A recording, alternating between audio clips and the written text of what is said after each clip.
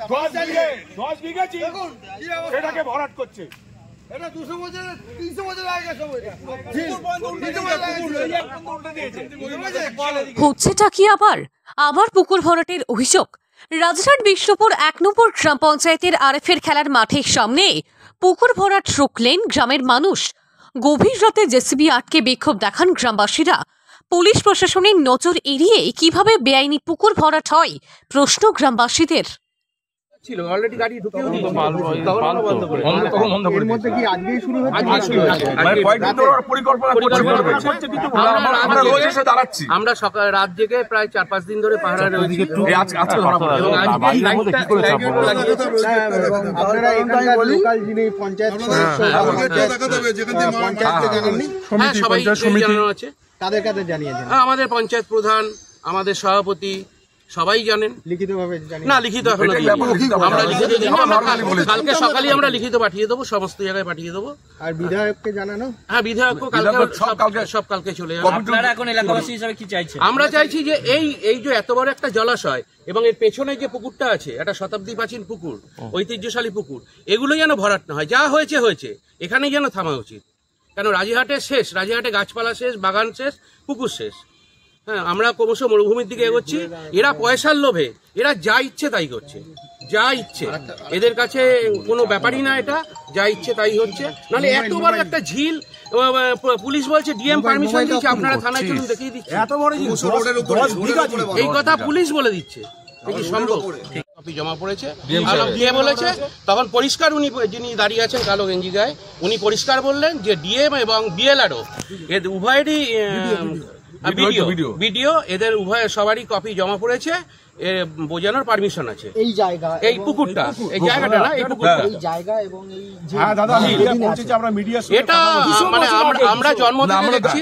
আমার বয়স 62 বছর তার আগে। এবং এটা আছে, এবং এটা ছিল এখানে আগে ইট খোলা ছিল, সেই এখান থেকে ইট তৈরি হতো এবং সেই থেকে ঝিল। এবং সব থেকে বড় কথা হচ্ছে, আপনারা রাত্রে বুঝতে পারছেন না, দিনের বেলা আসবেন, এই পাশেই এই আম গাছের পেছনে যে পুকুরটা আছে, এটা হচ্ছে শতাব্দী প্রাচীন পুকুর। এটা হচ্ছে কলকাতায় যে রামদুলাল সরকার স্ট্রিট, সেই রামদুলাল সরকার ওনাদের প্রপার্টি ছিল এইটা।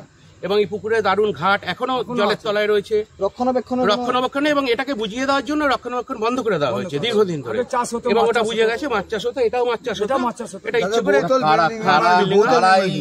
এই যে পুকুর ভরাট করছে, কারা করছে এবং কারা করছে এটা তো বলতে পারছি না। যে মালিক পক্ষ বলছে আমরা প্রমোটারকে দিয়ে দিয়েছি, নাম বলছে না, যে আমরা প্রমোটারকে দিয়ে দিয়েছি, ওনারা যা করার করছে। এটা বহুতল নির্মাণের জন্য যা করার করছে। এবং থানা বলছে যে হ্যাঁ আমাদের পারমিশন আছে, আমাদের প্রশাসন থেকে পারমিশন দেওয়া হয়েছে, আপনারা যদি বাধা দেন এই মাটি বোঝানোতে আপনাদের। কিন্তু খুব আশ্চর্য ব্যাপার, আপনারা আসার পরে কিন্তু একবার অ্যারেস্ট করছেন আমাদেরকে।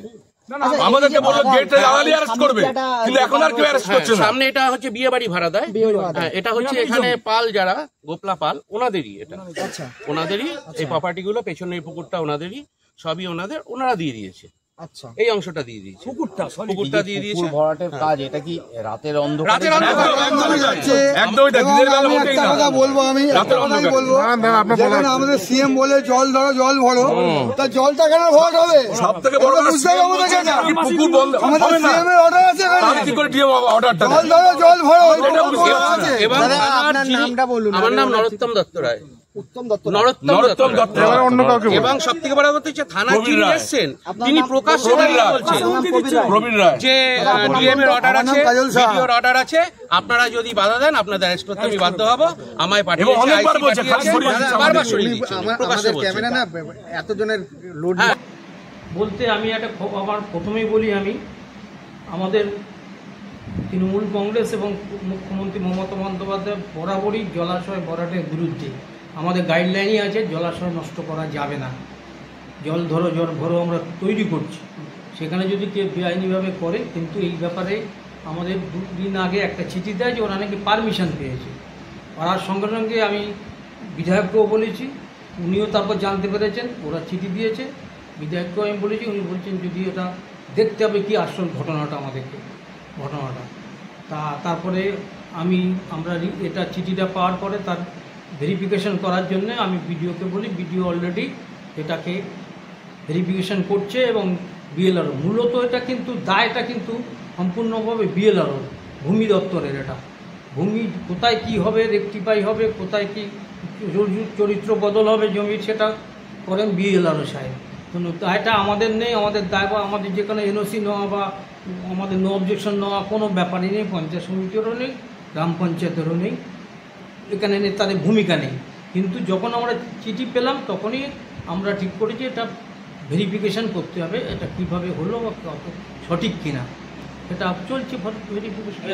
অভিযোগ আসছে আমাদের তরফ থেকে বলি, আমরা জানার পরে আমরা যেরকম বিধায়ক জেনেছি, যখন আমিও জেনেছি, তখন সবাই দুদিন আগেকার ঘটনা। এটা যদি বানিয়ে বলে প্রথম 1 বছর আগে হয়, তখন মানুষ বাধা দিয়েছিল, তখন ওরা বন্ধ করে দিয়েছিল। তারপর শোনা যাচ্ছে যে ওরা পারমিশন পেয়েছে, পারমিশনের একটা কপি সবাইকে ধরিয়েছে, ধরার পরে ওটাকে সত্যতা সম্বন্ধে এবং ভেরিফিকেশনের প্রয়োজন আছে।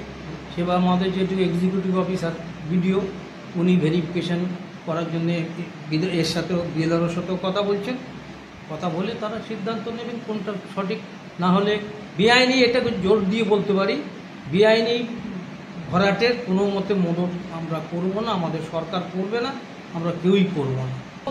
অর্ডারের বেসিসে করেছে, অর্ডার ভেরিফাই করেনি হয়তো, সেটা হতে পারে, সেটা তাদের ব্যাপার। তারা আমাদের তরফ থেকে তো কেউ আর যায়নি, সেটা প্রশাসন কী করেছে এটা তার ব্যাপার, সেটা তারা কেন করেছে, তারা চিঠি পেয়েই করেছে না তা ভেরিফিকেশন না করেই করেছে, সেটা তাদের ব্যাপার।